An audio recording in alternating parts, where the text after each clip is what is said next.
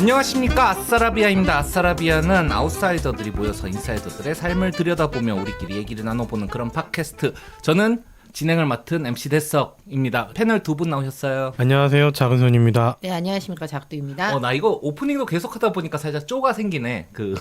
굳어진 척. 안녕하세요, 아싸라비아입니다. 어떻게 지냈어요, 두 분 다? 그냥 저냥 건강하게 잘 살고 있고요. 건강하니까 다행이네요. 요즘 네. 건강이 제일이야. 맞아요. 아마 방송되는 시점으로는 이미 갔다 왔겠네요. 제가 이틀 뒤에 대망의 친구들과 여행을 가기 때문에 기대에 차 있습니다.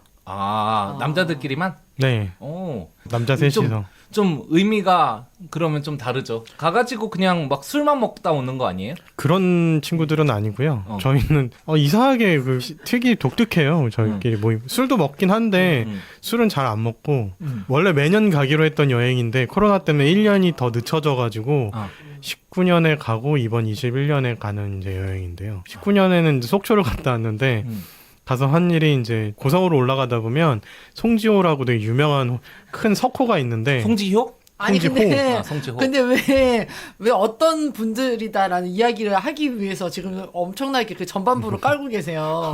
제가 어떤 여행을 하는지 들어서 알고 있거든요. 빨리 해봐. 그 송지호에 가서 철새들을 한 1시간 반 정도 저녁에 이제 쳐다보고 뭐 다음날 아침에 도서관 가서 책 하나 펴놓고 토론하고 저도 그럴 줄 몰랐는데 그러고 있더라고요. 그러니까 도서관과 박물관을 사랑하시는 도서관 이 동네에도 있을 거 아니야. 왜 거기까지 가? 중년 3인방의 여행이라는 되게 뭔가 이렇게 요즘 새로 만든 이렇게 TV 예능 같다. 그렇지 않아요? 어디 갔는데 철새 보고 있고 철새 1시간 반 보고 있고 오랜만에 만났는데 도서관 가서 이제 책 보면서 토론하고 괜찮은데요? 왜 재밌네요. 아니, 같이 여행 갈 친구가 있다는 자체적으로 보면은 충분한 인싸예요. 적어도 저에 비해서는. 저는 그런 사람 전혀 없거든요. 그거는 인싸 아웃사를 논하기 전에 고독생이라고 하죠. 아니 근데 진짜 아니 뭔가 얘기 듣다 보니까 진짜 뭔가 그 40대 50대에 갖는 어떤 중장년 남성에 대한 어떤 고정관념을 좀 깨트리는 방식의 여행인 것 같아서 괜찮다. 꽃보다 할배 막 이런 것처럼 어디 그죠? 골프 여행 가는 것도 아니고. 그러니까 그죠? 되게 신기하다. 모두 골프를 못 치고요. 저희도 그럴 거라고 생각 못 했는데 그냥 네. 술 먹고 놀지 이랬는데 그러니까. 분위기가 그렇게 흘러가더라고요. 그래서 그게 다 잘 맞는 친구들이라 신기하다. 잘 맞으니까 친구들이겠지? 여행 가서 토론하고 이런 거를 사실 네. 사람들이 상상하지 않잖아요. 혹시 어떤 주제에 대해서 했었나요? 2019년도에 궁금하네요. 그때는 이제 그 르몽드에서 나온 책이 있어요. 르몽드라고 빨간 되게 큰 책이 있는데 전 세계 뭐 역사와 이런 뭐 현상들 뭐 이런 다양한 것들이 수록되는 네. 책인데 뭐 그걸 펴놓고 야, 이거 한번 보라고 이게 이런 내용이 있네 하면서 서로 얘기하고 뭐 지구 온난화가 이런 식이구나 뭐 이런 얘기를 했던 것 같아요. 왜 그랬는지 모르겠는데 그렇게 됐었어요. 속초에 되게 예쁜 도서관이 하나 있거든요. 그 케이블카 회사에서 만들어준 네네. 되게 멋들어진 건물에 분위기 있는 도서관이 있어서 네. 거기를 속초로 갈 때마다 한 번씩 들리는데 너희들도 한번 갈래 그랬는데 좋아하더라고요. 되게. 여행이 아니라 컨퍼런스 이런 데 가신 것 같아요. 세미나. 그죠? 목포 세미나도 어떻게 또 진행될지 궁금하네요. 아니 뭐 그런 식으로 여행할 수 있다는 자체도 굉장히 네. 신선하고 갔다 가지고 어땠는지 다시는 얼굴 안 보기로 했다 토론 후에 뭐 그럴 수도 있는 거니까 한번 어떻게 또 진행되는지 저희가 관심을 기울이고 듣도록 할 테니까 잊지 말고 나중에 갔다 와서 얘기 한번 들려주십시오. 알겠습니다. 오늘 작두님 네. 짜투리 뉴스. 그럼 시작할게요. 네. 작두의 짜투리 뉴스. 오늘은 이제 좀 밤 얘기를 한번 해보려고 그래요. 또 이제 모든 주제는 코로나로 통하지 않겠습니까? 지겨워 코로나. 자 여러분 배반밀 알고 계신가요? 배반밀. 배반? 네, 배반밀. 배를 반쯤 갈아 넣은 밀가루. 되게 당황스럽군요. 네네. 왜 안 해? 배는 왠지 밥하니까는 배는 배민일 것 같고. 네, 반문화랑 관련된 거예요. 요즘에 이제 어떤 반문화가. 그래요? 네, 배, 반밀 세 가지를 섞은 거죠. 밀은 그죠? 음식일 테고 반은 절반일 테고 배를 반쯤 갈아 넣은 음식. 뭐 똑같잖아. 아까랑 얘기한 거랑. 요즘에 이제 밥을 해 먹지 않잖아요. 네, 배민에서 밥만 시켜서 밀키트를 먹고 뭐 이런 건가요? 비슷해요. 근데 배 반밀이에요. 반밀. 배달 음식, 반찬. 반찬 사서 먹잖아요. 그리고 밀은 이제 밀키트 말씀하신 두 가지 맞췄네요. 그죠. 요게 이제 요즘에 이제 식문화를 보여준다라고 해가지고 반찬이요? 반찬 가게에서 반찬 그죠. 아. 반찬 가게에서 사서 먹죠 요즘에. 네네네네. 그래서 저희 동네도 사실은 그 어르신들이 되게 많은 동네여가지고 이렇게 반찬 가게에서 반찬을 사 먹는다는 걸 생각을 사실 잘 못했는데 요즘에 이렇게 종종 반찬 가게가 동네에도 생기고 있는 걸 보니까 아 이게 요즘에 좀 트렌드이구나라는 생각이 들긴 하더라고요. 배반미를 한마디로 하면은 집에서 요리 안 한다는 얘기네요. 그렇죠, 그렇죠. 자, 여러분들은 어떠세요? 집에서 좀 요리를 해서 드시나요? 그러니까 저 같은 경우는 학원을 하다 보니까 굉장히 늦게 들어오잖아요. 집에 오면은 밥을 해주는 경우가 대부분이긴 하지만 마눌리도 지치고 그러면은 제가 곧바로 해 먹을 수 있게 밥에 부어 먹을 수 있는 덮밥이라든가 즉석식품? 네, 네네. 밀키트라든가 냉동되어 있는 만두라든가 항상 좀 구비되어 있는 편입니다. 원하면은 시켜 먹을 수도 있겠죠. 요즘은 뭐 24시간 다 배달은 되니까. 근데 네네. 뭐 그렇게까지 1인 배달은 아직 안 시켜봤고요. 일단은 그런 식으로 항상 어떻게든 대충 먹을 것은 준비돼 있다. 저희는 될 수 있으면 요리를 많이 하는 편이라서 네. 반찬을 사실 안 먹어요. 거의, 옛날 사람. 거의 반찬을 안 먹고 반찬을 많이 먹는 게 오히려 옛날 아닌가요? 이 반찬 여러 가지 꺼내놓고 그렇죠, 그렇죠. 그런 밑반찬을 거의 안 네. 먹고 그냥 가볍게. 보통 일품 요리 위주로 샐러드 하나 놓고 일품 요리, 단품 요리로 거의 요리를 해 먹는 편인 것 같아요. 저희 집은. 그래서 요즘에 이제 이런 좀 식문화가 좀 많이 바뀌어가고 있잖아요. 뭐 단순히 코로나인 것도 있지만 좀 1인 가구가 또 많이 늘어나고 네. 있는 거로 인해서 식문화가 바뀌어가고 있는데 21년 8월에 이제 중앙일보에서 이제 발표한 식문화가 이제 좀 전환되고 있다라는 이제 기사예요.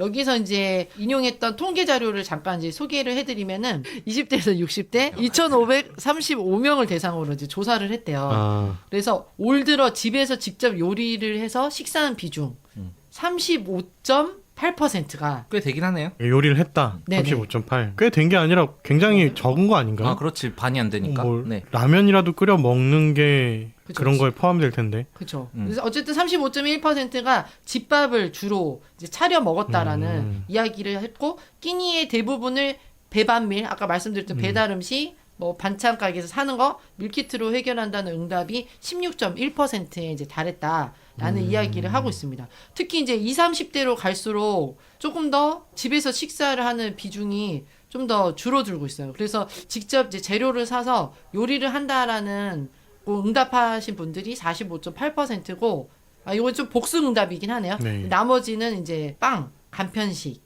뭐 반찬 음식으로 이제 때운다 이런 이야기를 좀 하고 있습니다. 그래서 때운다. 네. 저도 요즘에는 이제 밀키트에 좀 빠져가지고 이게 사실 집밥은 환상이잖아요. 특히 이제 가정을 이룬 집에서 여전히 이제 여성들이 많이 이제 밥을 하는 환경에서 이 집밥에 대한 환상을 버리자. 그래서 이제 밀키트를 가끔씩 이제 사 먹는데 요즘에 되게 괜찮더라고요. 예전에는 어떤 이제 막 간편식이나 이런 걸 사면 이게 방부제 냄새도 좀 많이 나고 조미료. 해서 그렇죠. 조미료 이런 게 좀 많이 나서 안 했는데 물론 밀키트도 그러긴 하지만 그래도 조금 뭔가 내가 밥을 밖에서 사 먹거나 아니면은 인스턴트를 산다라는 죄책감을 살짝 덜어주는 거 같아요. 이게 살짝 끓인다의 요리 과정이 의미가. 살짝 들어가잖아요. 네, 뭐 네. 썰어서 넣는다거나 끓인다라든가. 그리고 요즘에 이제 외식 값이 비싸다 보니까 1인당 이제 한 8,000원, 9,000원을 예상을 하고 나가야 되는데 보통 그렇죠. 그렇죠. 밀키트 2인분을 시켜놓고 4시 먹는 거죠. 예를 들면. 네네네. 그러니까 이렇게 생각했을 때 좀 더 경제적이더라고요. 그리고 약간 필요한 밥 같은 거 그렇죠. 더하고 필요한 소스 같은 거 집에 있는 거 덧붙이고 해가지고. 그리고 제가 파를 되게 좋아하는데 파가 대란이 나지 않았습니까?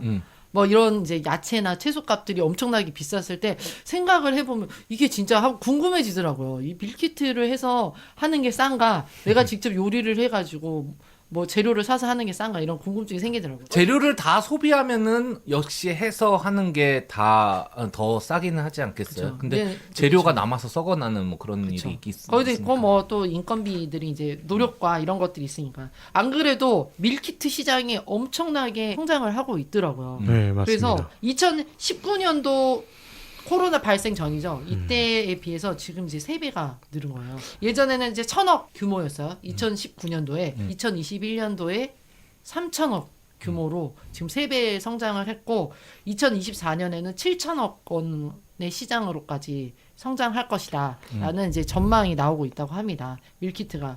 이것도 결국 코로나 때문에 또 급성장한 배경이 있는 것 같아요. 그렇죠. 맞아. 사 먹는 것도 무섭고 그러니까 아예 그냥 사 들고 와서 집에서 해 먹지 근데 뭔가 요리를 하기는 또 그렇고 그러니까 돼 있는 거를 끓여만 먹으면 간편하고 안전하고 좋으니까. 그것도 그렇죠. 진짜 아니 그런 얘기 있었잖아요. 한참 돌밥. 그 엄마들은 되게 공감하실 거예요. 아니면 집에서 돌밥? 이제 요리를 하시는 분들은 공감할 텐데 밖에서 이제 나가서 외식을 못 하는 상황에서 계속 이제 집에서 밥을 하니까 돌아서면 밥이다. 돌밥. 진짜 돌아서면 바쁘다. 돌아서면 밥 해야 되고 또 돌아서면 밥 해야 되고. 그렇죠. 밥 해야 돼서 돌밥. 저 되게 공감했거든요. 아이들이 이제 온라인 수업한다고 집에 맞아요. 있을 때 식재료 값도 많이 들지만 이 돌밥이 너무 스트레스. 너무 스트레스를 받더라고요. 그래서 집밥에 대한 환상을 버리자.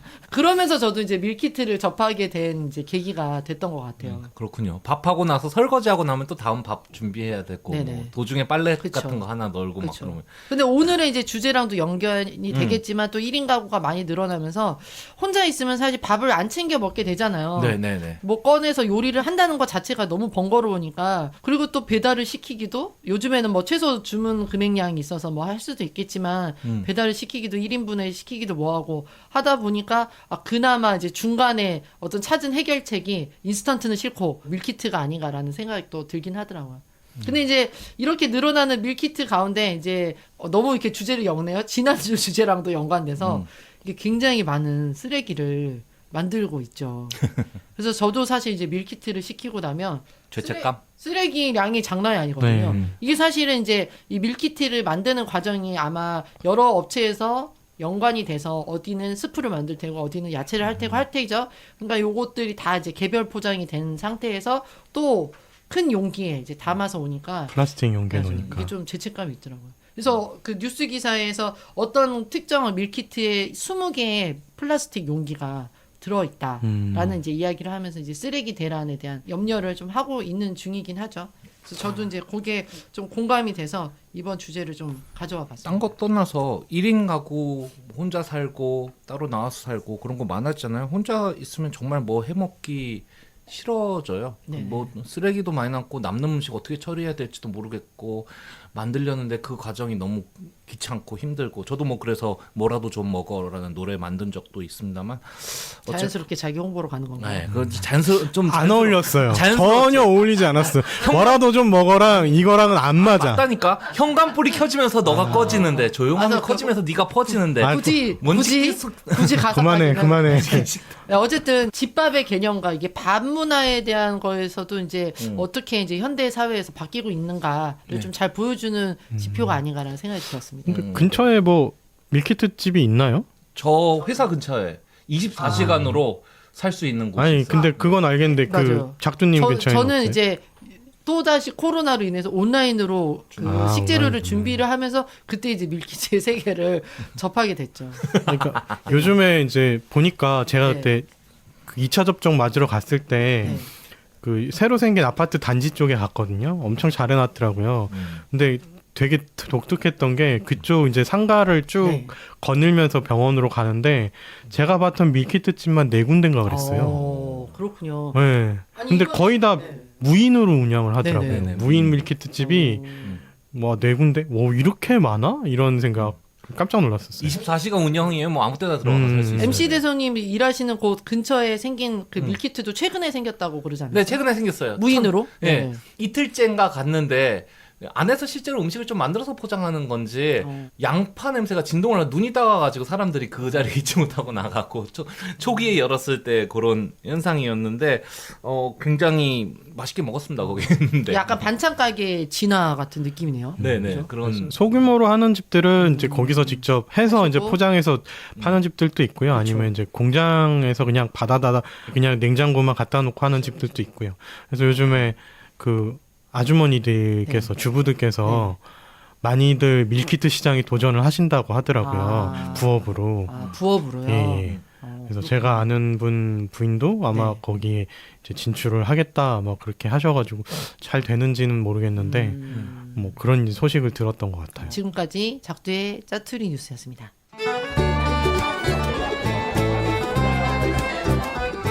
네 아싸라비아입니다. 조금 좀 우리가 앞서 한 얘기로 감을 잡으셨을 수도 있겠는데 저희 오늘 그 청년 쪽으로 좀 변화하고 있는 고독사 혹은 고독생에 대해서 얘기를 나눠볼까 합니다. 요거 하게 된 계기가 최근에 요 관련해서 몇 건의 뉴스, 꽤 젊은 사람인데 죽었는데 주변에서 아무도 몰랐다라든가 그걸 취재한 TV 프로그램 등등이 있었어요. 요 최근에 케이스 조금 월간중앙 통해서 기사화도 됐었던 걸로 아는데 작은 손님이 한번 정리 좀 해주시겠어요? 어떤 일이 있었는지? 네. 일단은 기사의 첫 머리에 시작하는 사건이 있습니다. 지난 8월 4일 인천 영종도의 작은 아파트. 방벽에 걸린 달력은 6월에 머물러 있었다. 방 한쪽에는 부탄가스 통 10개와 빈 소주병 10개가 아무렇게나 나뒹굴었다. 냉장고 안에는 유통기한이 지나 부패한 음식물이 쌓여 있었고 30대 남성 A씨는 극단적 선택을 하고 2달이 지나서야 발견됐다.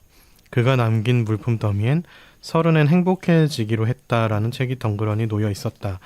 이런 사건으로 시작을 했고요. 또 다른 케이스들은 지난해 이맘때쯤 서울 구로구의 7평짜리 작은 원룸에서 30대 여성 B씨가 숨진 채 발견됐다. 허리 높이의 문고리 앞에 늘어져 있던 시신이 발견된 건 숨을 거두고도 한참 뒤였다. 직장을 잃고 연인과 헤어진 B씨는 한 달 가까이 식음을 전폐한 채 이웃집에 들릴 만큼 목 놓아 울었다. 이런 것도 있었고요. 구로구의 이분 같은 경우에는 가족이 100m 거리에 있었는데 찾아가 본 적이 없는 그런 케이스 아니었나요?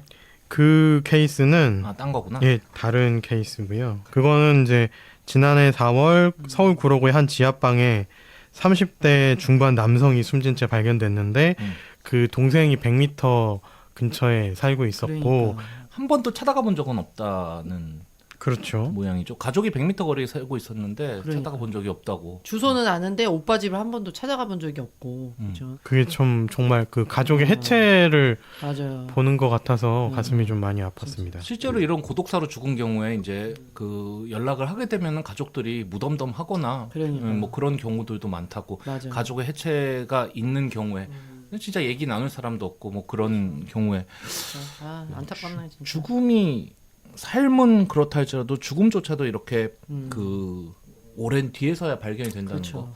자살이라는 거는 자신의 죽음을 알리고자 하는 그런 목적이 있는 경우도 있는데요. 그것조차 없이 이제 조용히 죽음을 선택한 그렇죠. 경우가 되는 거죠. 방금 그 작은 손님이 그 얘기해줬던 그 신문의 첫 번째 사례도 그러니까 8월에 이제 발견이 됐는데 달력이 6월에 걸려 있었다. 그러니까 2개월 후에나 발견이 된 거죠. 그만큼 이제 소통이 없었기 때문에 죽음도 이렇게 늦게 발견되는 참 이렇게 안타까운 일입니다. 그죠? 네. 네. 네, MC 대서도 조심하셔야 됩니다. 저는 실제로 그 고독함에 대한 노래도 또 만든 적이 있어요. 800개라는 아 적당히 하라고 모든 걸 자기 걸로 홍보 좀 하게 해줘. 깔때기야 깔때기 아주. 아니 근데 오늘 사실 어. 그 이게 이제 8월 기사인데 네. 그리고 네. 경향에서 또 이제 요즘에 그 은둔형 외톨이에 대한 그 기사들을 좀 다뤘더라고요. 그러면서 그거를 보다가 보니까 맞아 청년 고독사 이야기를 했었지.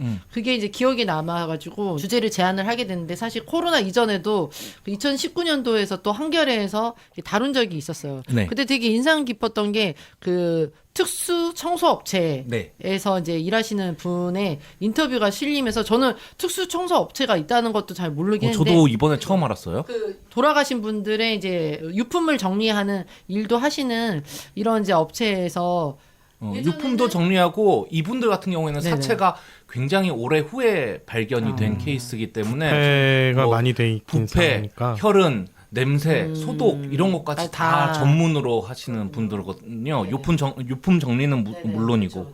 그래가지고 이제 막 이렇게 마스크 방독면 같은 거, 같은 거. 방독면 같은 거 쓰고 그 장면이 되게 인상 깊었어요. 시사 직격이라고 이 특수 청소업체 대표를 따라가가지고 네네. 실제로 어떤 식으로 청소가 이루어지나는데 문 앞에서 이제 보통 사체가 있었던 곳이니까 이 청테이프 같은 걸로 문을 막아놨어요. 냄새 같은 게 밖으로 새지 못하게.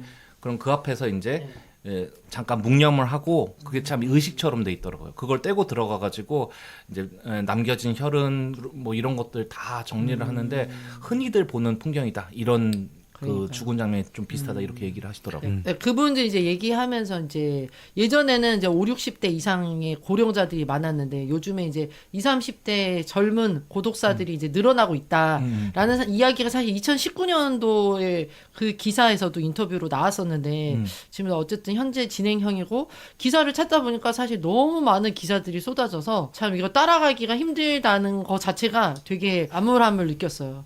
저는 참 여기 얘기하기도 좀 미안한 기분이 들었던 게 저도 40대 하면은 느끼는 어떤 그 고독의 순간들이 있긴 있잖아요. 가슴에 고드름이 좀 박혀서 내려오는 듯한 마음속 서늘한 느낌? 왜냐하면 거짓말하고 있어.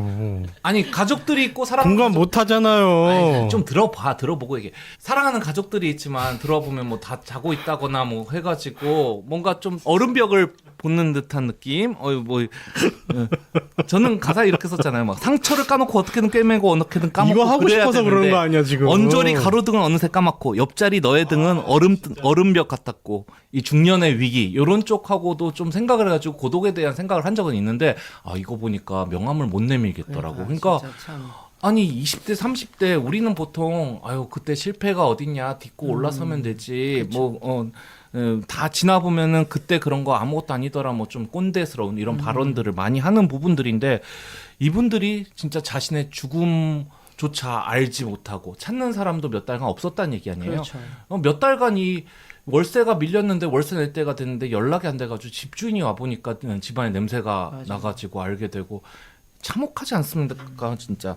그런 죽음들이 이제 이게 아주 드문 일이 아니다. 어떤 사회 현상으로 불릴 정도로 종종 있고 그거를 이제 대표하는 업체들이 그 직원들이 자기랑 비슷한 또래인데 하면서도 조금 마음 아픔을 겪는 그런 게. 그분들도 되게 충격 클 것 같아요. 아무리 일로 반복돼서 한다지만. 네, 많이 이제 그 무디어졌는데 그러니까. 나이가 많아서 혼자 지내고 돌봐주는 가족 없고 그런 분들의 경우에는 그러려니 하는데 젊은 분들이 그렇게 맞아요. 스스로 삶을 마감하거나 안에서 사고사로 죽는데 아무도 발견을 못하는 경우 그런 경우에 좀 심리적 충격이 크다 그런 얘기를 했다고 하네요. 보니까 이제 사례들을 보고 이제 인터뷰한 내용들을 보니까 이제 이 업체 분들이 이제 일을 하다가 중간중간 발견하는 이제 이들의 이제 삶을 잘 살아보려고 했던 흔적들, 이력서라든가 컴퓨터 파일에 들어 있었던 150장의 이력서,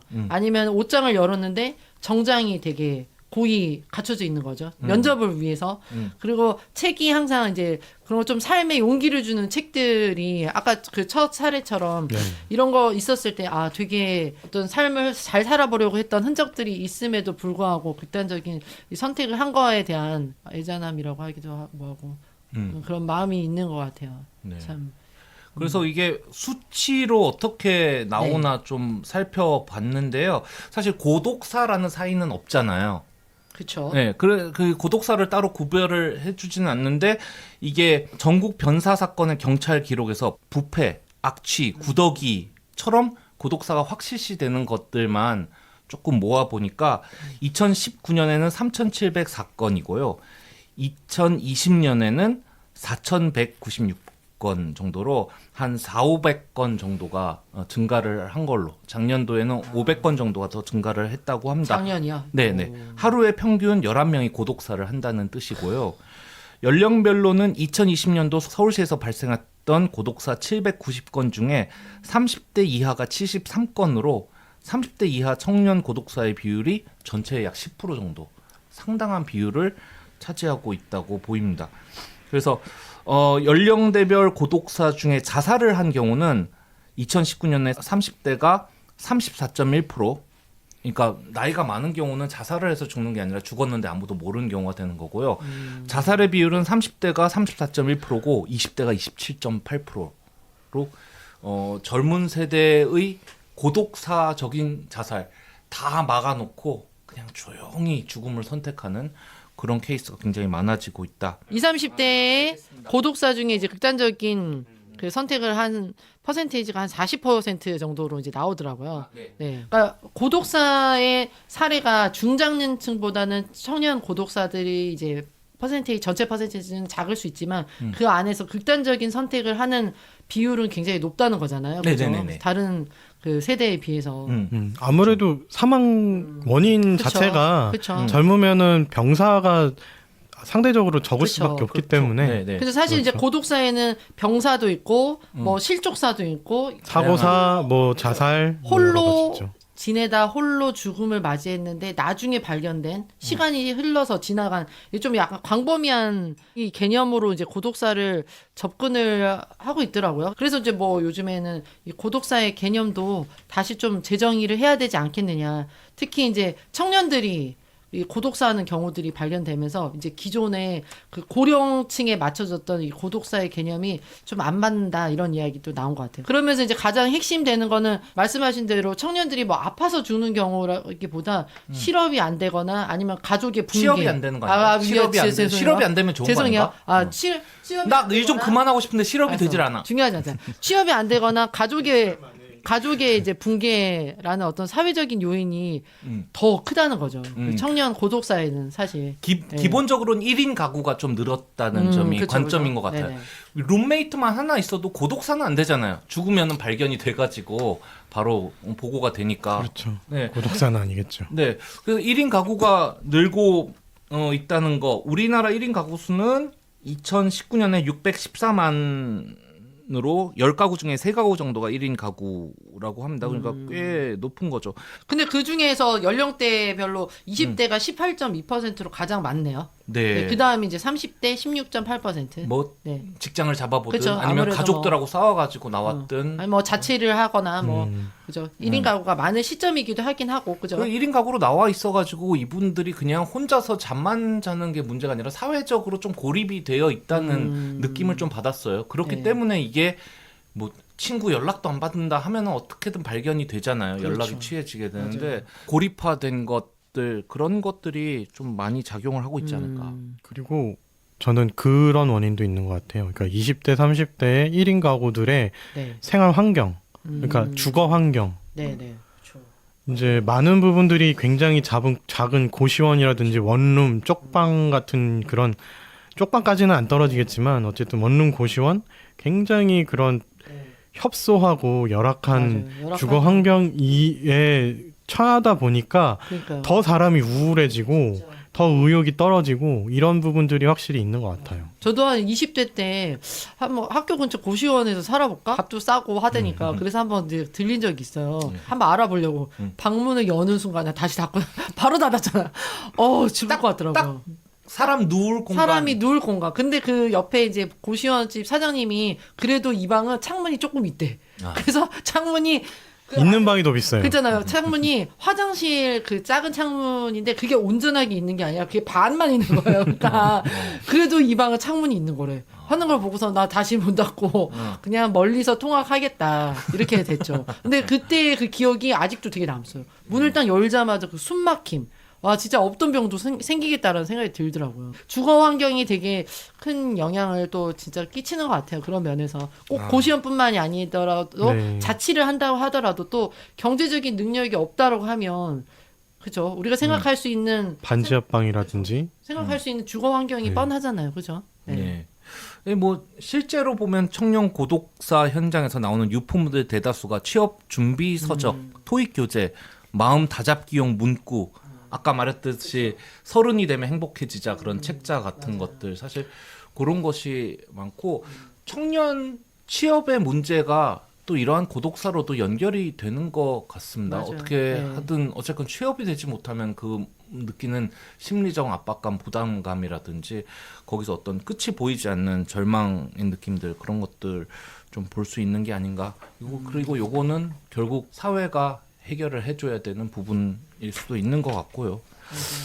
어떤 노인분이 고독하다거나 돌봐줄 사람이 없으면 최소한 사회복지사가 들리기라도 합니다. 그렇지 그죠? 않나요? 맞아요. 뭐 고독사 케이스 보면은 사회복지사분한테 연락이 와가지고 그분 이제 안 가셔도 된다. 혹시 가실까봐 돌아가셨다고. 언제 돌아가셨냐 하면은 뭐 꽤 됐는데 그동안 문을 안 열어줘가지고 사회복지사가 못 들어간 경우로서 뭐 사회복지사 간다고 모든 고독사를 막을 수 있는 건 아니지만 최소한 거기에 대해서 우리가 신경을 쓰고 있는데 청년들이 고독사를 한다는 거는 혹은 자살을 한다는 거는 조용히 죽어간다는 거는 우리가 마치 미처 생각지 못한 부분에서 지금 일어나고 있는 일일 수 있다는 거죠. 맞아요. 진짜 요즘에 그 이제 고독사가 아무래도 이제 고령층에 이제 많이 그 초점에 맞춰져 있다 보니까 말씀하신 것처럼 그런 좀 장치들이 있어요. 사회복지뿐만 아니라 구에서 운영하는 공공근로 이런 거 있잖아요. 일자리 만들기 중에 또 하나가 그 같은 노인분들이 다른 노인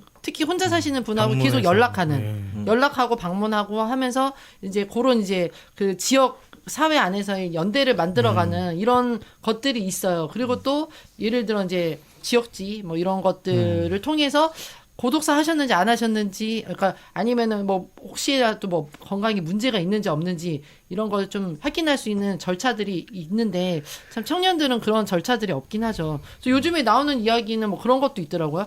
그래서 도시가스공사랑 이렇게 연계를 해서 갑자기 현저하게 가스를 갑자기 안 쓰면 좀 의심해서 한번 뭐 기관에서 좀 방문을 해본다던가 이런 시스템을 좀 구축을 해보면 어떻겠느냐 이런 이야기들이 나온다고 좋네요. 하더라고요. 전기 사용량이라든지 네, 뭐 네. 이런 거 하면 확실히 사람이 있고 없고 차이가 있으니까.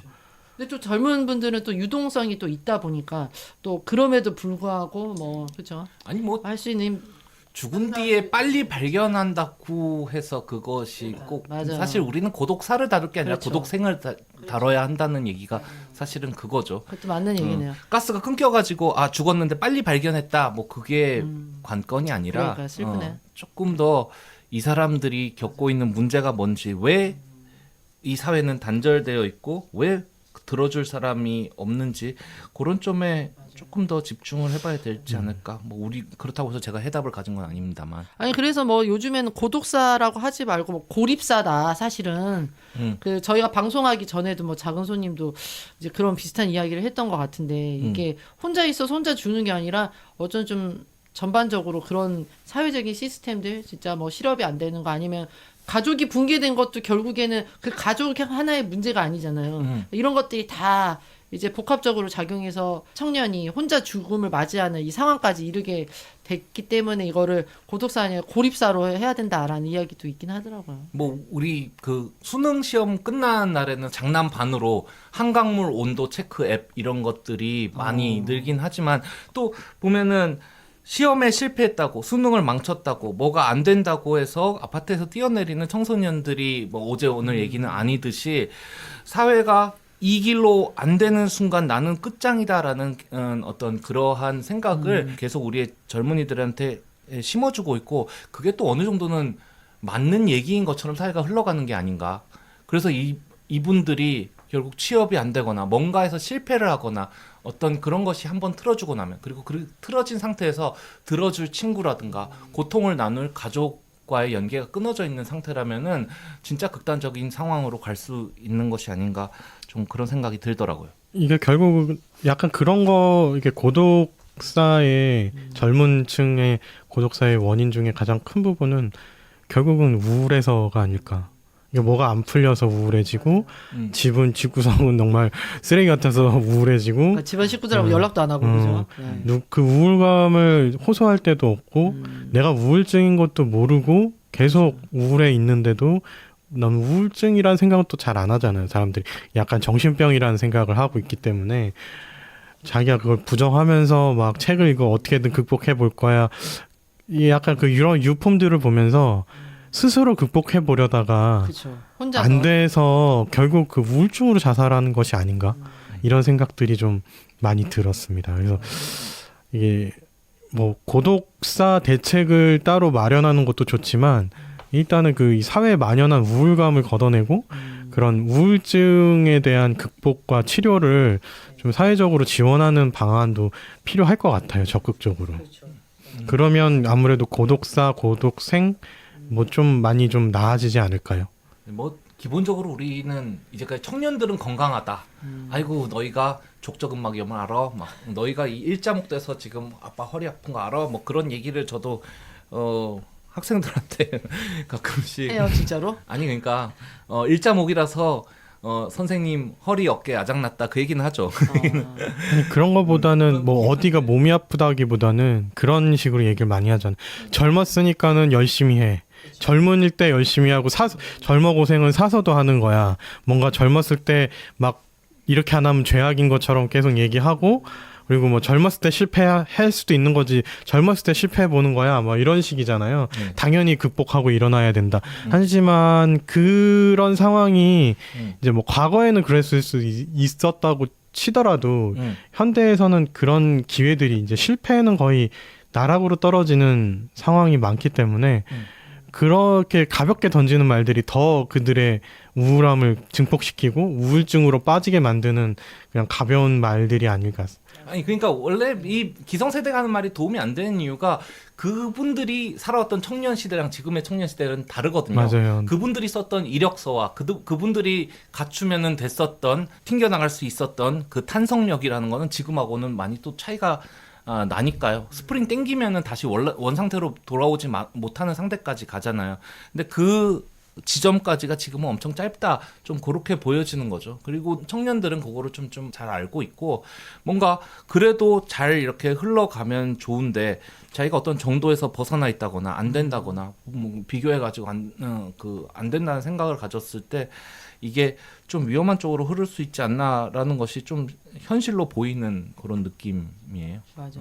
그러니까는 이제 뭐 청년에게 이제 어떤 생존이라는 어떤 거대한 이제 개념이 주는 이제 압박과 이런 우울감도 있겠지만 기본적으로 이제 그 1인 가구 말씀하셨잖아요. 증가하면서 실제로 사람들과 만나서 이야기할 수 있는 시간이 굉장히 좀 줄어들고 있잖아요. 실제 이제 1인 가구 생활 패턴을 분석해 보니까 중장년층에 비해서 20살에서 39세 되는 이분들의 이제 하루 타인과 이야기하는 시간이 1시간 14분에 그쳤다라는 이야기가 나오더라고요. 그래서 다른 유형 가구에 비해서 50%, 60% 수준이다라는 이야기가 이제 나오고 있어요. 그래서 어쨌든 좀 이런 우울감이 있는 이제 상태에서 좀 같이 나눌 수 있는 사람이 있으면 이게 좀 상충되는 그런 게 있을 텐데 그런 게 없으니까 그게 좀 극대화되지 않나라는 생각이 들고 또 요즘에 그래서 단순히 이 이유이기 때문만은 아니겠지만 청년들 이게 주거 공간, 공공 주거 공간도 만들고 있잖아요. 이런 식의 좀 뭐 주거 환경 대책이라도 또 계속 나오고 해야 되나라는 생각도 들긴 하더라고요. 근데 또 보면 또 일하는 방식도 자체도 또 굉장히 이제 혼자 일하는 방식으로 진화되어 가고 있잖아요. 이런 게 더 심해지면 심해지겠지 좀 줄어들지는 않겠다라는 생각도 들고 이런 걸 예방할 수 있는 그런 정책이라든지 이런 것들을 하고 있는지를 살펴봤는데 사실 딱히 잘 없더라고요. 그 말이 쉽죠. 근데 그죠? 또 맞아요. 노인들 위주로 거의 돼 있어서 그쵸. 아까 작두님 말씀하신 네네. 그런 사례도 있고요. 네. 뭐 노인들 같은 경우에는 강원도에서 지금 시범 사업을 하고 있는데 우유 배달을 해주면서 이제 건강 체크하고 우유 배달은 또 매일은 아니고 일주일에 3번 간다고 하더라고요. 그래서 자주 가면서 체크하고 말동무도 좀 해드리고 막 이렇게 해서 호응이 좋아서 강원도에서는 내년에는 도내 각 시군으로 확대 운영할 예정이라고는 하는데 괜찮아요. 뭔가 이런 그렇다고 해서 젊은 사람들한테 우유 그렇죠. 배달을 해주기도 좀 그렇고요. 그렇죠. 아니, 기본적으로 젊은 사람들은 어쨌건 신체적으로든 정신적으로든 건강하다 헤쳐나갈 수 있다라는 개념을 우리가 좀 가지고 있고 좀 과도한 압박을 그쪽에 주고 있으니까 오히려 견디지 못하고 튕겨나가는 쪽이 있게 되는 그런 게 아닌가 싶습니다.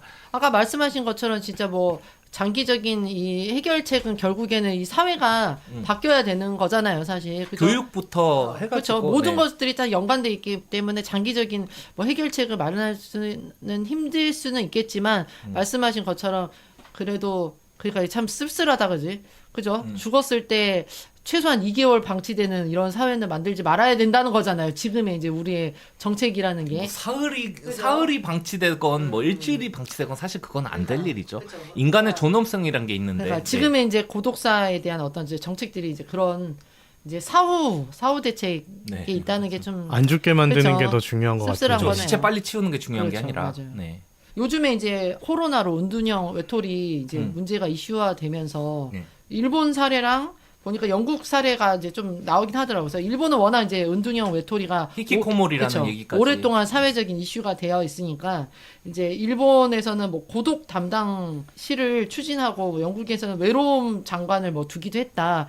이러면서 전체적으로 이제 깔려 있는 그 청년들이 느끼는 우울감에 대해서 비록 사회적인 제도로 그 사회를 바꾸지는 못 알겠지만 그러면은 어쨌든 그 우울함이라도 좀 터놓고 얘기할 수 있는 곳을 만들어야 되지 않겠느냐라는 취지로 이제 나온 것 같아요. 이렇게 얘기하나 저렇게 얘기하나 참 근본적인 대책은 사실 더 큰 문제이기 때문에 쉽게 말을 할 수 있는 부분은 아닌 것 같아요. 결국 그런 모든 그 아까 뭐 영국도 그렇고 네. 일본도 그렇고 우리나라도 그렇고 사회에서 젊은 그 청년 세대에게 희망을 주지 못하는 게 가장 큰 문제가 아닐까요?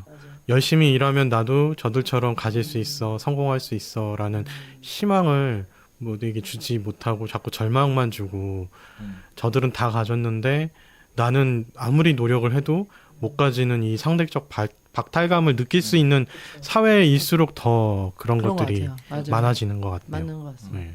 선생님 저는 성공할 수 있나요?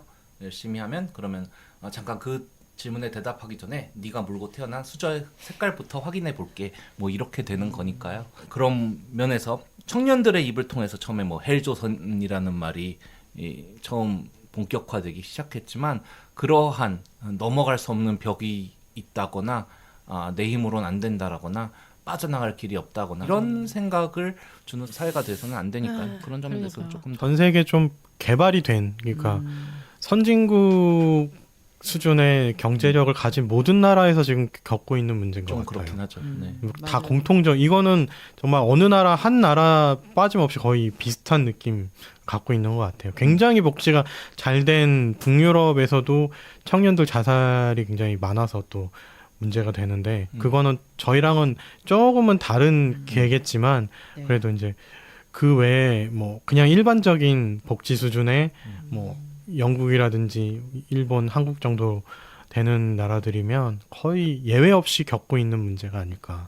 심각한 문제인 것 같습니다. 특히 한국 같은 경우에는 경제 성장을 워낙 빨리 해가지고 또 그 되게 잘 나가던 시대에 우리보다 조금 윗세대들은 청년들이 그런다 하면은 배불러서 그러는 그렇죠. 거라고 이해를 못 하거든요. 이 세대 간의 시대를 보는 시대를 인지를 못한 거지. 바뀐 시대를 인지를 못한 그런 좀 책임도 크다고 생각을 합니다. 사실 급성장의 꿀은 그 세대가 다 빨았죠. 그렇죠. 우리는 그래도 그 마지막 세대 정도는 되지 않을까요? 우리는 꼬리칸. 꼬리칸 마지막 마지막 꼬리칸에서 마지막 칸. 그 프로틴밥 먹으면서 있는 정도. 성리열차. 아니 그러니까 우리도 그래도 내가 맨 처음에 얘기하기 조심스럽다고 하는 게 나도 이 정도일까 몰랐던 거에 대한 죄책감이라든가 이 사람들에게는 이럴 수 있겠구나 미처 생각하지 못했던 좀 마음 아픔 같은 게 좀 있었어요. 저는 이번 이제 기사 보면서 예전에 그 최고은 그 시나리오 작가분이 이제 고독사를 했잖아요. 그때 그게 되게 많이 생각이 나더라고요. 2011년도에 있었던 물론 이제 저도 이제 같은 영화를 전공하는 입장에서 좀 더 감정이입 된 것도 있겠지만 열악한 주거 환경에서 식사를 제대로 이제 끼니를 해결하지 못해서 그 쪽지를 이제 이웃에게 남기고 밥과 김치가 남으면 좀 달라 하면서 이제 결국 혼자 죽음을 맞이했는데 그 또 이제 나중에 발견되잖아요. 그때 이제 받았던 영화계의 이제 충격들이 있었기 때문에 예술인 복지 이런 제도에 대해서도 만들고 뭐 영화인들이 이렇게 이제 슈퍼스타에게 집중되는 어떤 연봉 체제에 대한 좀 문제점도 제기하면서 배우는 자기 이제 연봉을 깎으면서 스태프들에게 주겠다. 약간 이런 이야기도 나왔던 것처럼 계속 나올 이야기잖아요. 그 청년 고독사가 좀 이거를 통해서 시스템을 돌아봐야 된다라는 생각이 또 드네요. 저는 이제 어릴 적에 진짜 억울한 일을 당하거나 막 그러면은 죽어버렸으면 좋겠다면서 머릿속에서 막 떠올리는 거야. 그럼 내가 죽으면 엄마 아빠가 그때서야 막 슬퍼하고 나한테 잘못했던 사람들이 막 그때서야 내가 잘못했는데 그럼 내가 죽은 장례식장에 내가 와 있는 생각을 하면서 내가 통쾌한 그런 기억이 있거든요. 이게 톰 소여의 모험에 요거를 그대로 마크 트웨인이 그 상황을 톰 소여가 막 자기가 죽은 거 상상하는 모습 했는데 너무 공감을 많이 했었어요. 근데 그때를 돌아보면은 나에게는 진짜 자살을 하고 싶었던 건 아니지만 죽음조차도 그거는 소통의 목적이 있었던 거야. 내 죽음을 통해서 억울함을 알렸으면 좋겠다. 내 죽음을 통해서 남들이 슬퍼해줬으면 좋겠다인데 그것조차도 포기한 이 고독사라는 것이 그 외로움의 정도, 그 공허함의 정도가 어느 정도였는지 참 저는 상상하기도 미안한 그런 느낌이 들더라고요. 소통을 포기한다는 게 인간이 사회적 존재가 소통을 포기한다는 게 어떤 느낌인지 여러모로 참 슬픈 느낌이 드는 기사들을 오늘 읽으면서 생각을 정리했고요. 저도 기사들 보고 이 얘기들을 준비하면서 되게 같이 우울해지더라고요. 맞아요. 너무 이걸 얘기해도 될까? 막 좀 이거를 우리가 함부로 떠들어도 될 주제일까라는 생각이 들 정도로 좀 우울해지기도 했는데 그러면서 또 내 주위에 있는 사람들한테 되게 고마워지더라고요. 내 주위에 있는 저들이 없었으면 나도 저렇게 되지 않았을까? 이런 그 두려움과 걱정도 되고 그러면서 또 고마움도 느끼고 누군가에게 다 그런 존재가 있었으면 좋았을 텐데 그런 좀 안타까움을 느끼면서 뒤끝이 좀 뒷맛이 씁쓸한 그런 에피소드가 되지 않을까 이런 생각을 하고 있습니다. 네, 여기서 정리하도록 하겠습니다. 아싸라비아 저희의 생각으로 청년들의 고독사 혹은 그들의 고독한 삶에 대해서 조금 얘기를 나눠봤고요. 다음 주에 또 다른 주제를 들고 돌아오도록 하겠습니다. 감사합니다. 감사합니다. 감사합니다.